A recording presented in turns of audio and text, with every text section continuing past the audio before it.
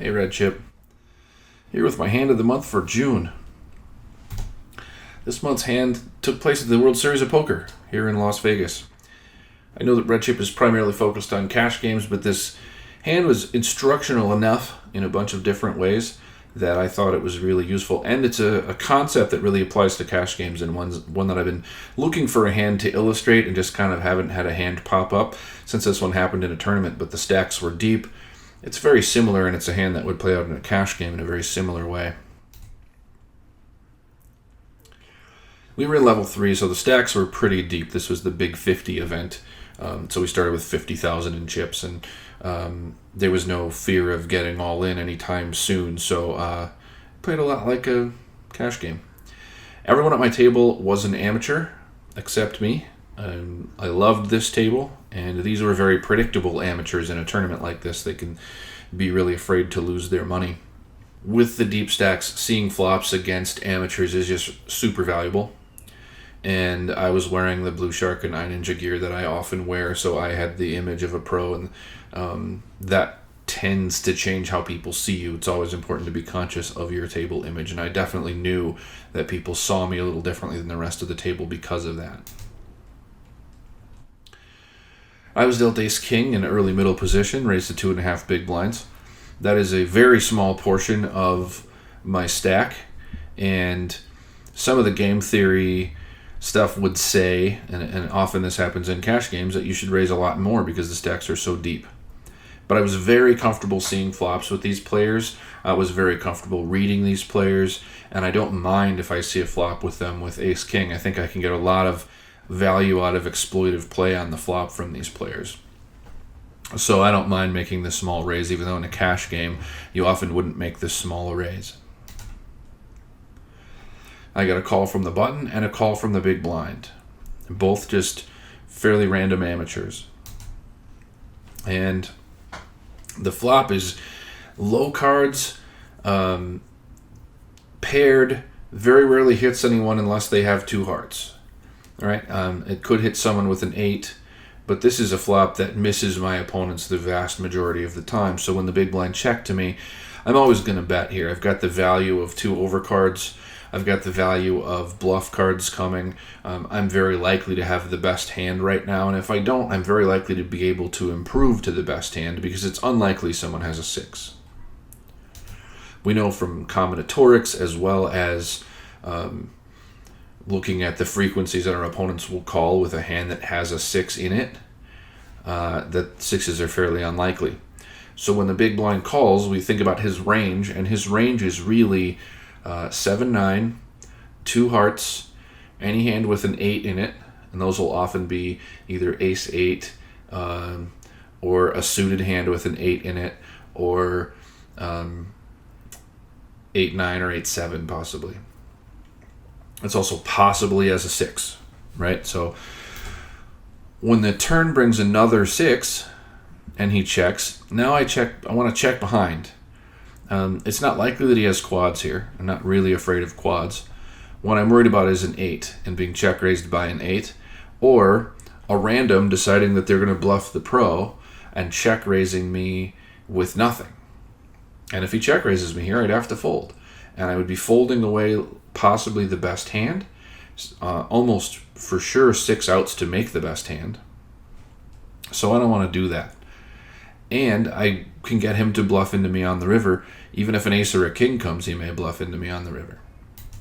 So I check behind. Now the river is a kind of a dream card for me. As odd as that may seem, I really wanted a heart on the river, because he can't bet a flush anymore. Right? There's no way he can bet a flush with 3 6s on the board. And I wanted that heart to be an overcard, because he can't bet an 8 anymore now that I've somewhat represented an overpair. And if I don't have an overpair, it's very possible I have a queen. He won't lead into me with an 8 anymore, usually. There are some players, and good players may very well lead into me again with an 8, but against a good player, this hand's likely to have played out differently anyway. So when the Queen of Hearts falls, it's unlikely he has a queen in his hand. If he had a queen, it was usually part of a flush draw, and since that's the queen of hearts, he's not going to have very many queens. Now, it's possible that he just floated the flop with king queen. It's possible. But it's also possible he has 7-9 here. It's also possible he has another ace high, and he thinks that, now if I call him with my ace high, we're chopping. He also could have any busted over cards, and he can have 7-9, right? But he's not betting a flush here. He's checking and just hoping to win. He's not betting an 8 here. He's checking and hoping to win. So it's either a 6 or a bluff almost always. And there are a few queens in there from like king queen that just decided to float the flop, but not very many. And this looks like a pretty easy call to me. All right, I'm beating, I think, most of his range is a bluff here, because most of his value hands can't bet anymore. And I think that's a really important concept. When you get to the river and then somebody suddenly leads into you, sometimes that means they made a monster, and you have to figure out how often they're going to have made a monster hand here and how often they're going to have and be bluffing, because those are really the only options on a board like this on the river.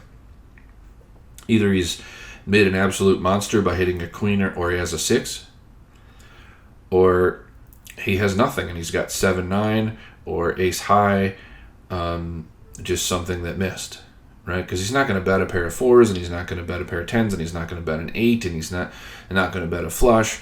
So you have to really put yourself in your opponent's seat. What would I bet in his spot, right? If I'm betting here, what does it mean? And the only times I would bet here is if I had a queen, a 6, or a bluff.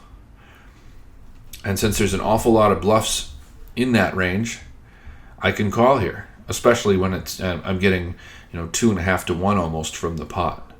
And we're getting really good odds here, so this looks like a pretty easy call to me. I did, in fact, call.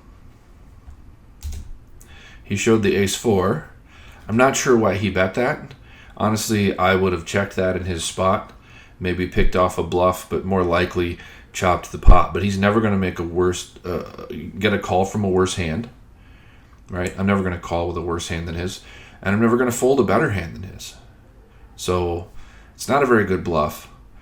And the great part about this hand was, when I made this call, we were only, an hour and a half in or something, 2 hours in. The whole table went, ooh, look at that. And they did the whole, wow, what a great call. And they were all amazed. Now, to a serious pro, this is a pretty elementary call. This is pretty standard. When you think through the hand and you know what your opponent's likely ranges are for betting, this is a pretty easy call, right? But to them, this was amazing. And so they all gave me even more information than I already had on how they felt about the hand and how they play the game and how they feel about the game and how they think about poker, because they were amazed by this call. And that tells me they can't think through a hand like this, that they think his bluff was probably good and my call was just great, and that they don't understand all these things that are going on. So all I could think was, wow, if you think that's an amazing call, you guys are in real trouble. In a cash game, if you make this call, it will slow your opponents down bluffing you for sure, right? They don't want to be the next guy who gets shown, because they'll be kind of ashamed of it. In a tournament, it's more expected. In a cash game, it's people are a little more embarrassed to be caught bluffing in a spot like this and be called by such a weak hand. With very good players, they're not embarrassed at all. They go, okay, they just roll over their hand and they go on to the next hand. They don't care. But amateurs are very easily embarrassed by hands like this, and even more so in cash games and in tournaments. So if you do that, the next person doesn't want to be embarrassed, and so they will bluff into you less. And it's something to remember, that now your table image is one of a person who can call light, and they will tend not to play hands with you as often. And when they do play hands with you, they'll tend not to bluff you as often.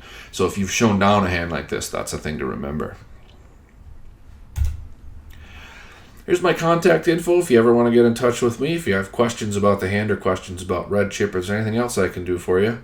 My Twitter, my email, my website. Thanks, Red Chip. I hope to hear from you soon.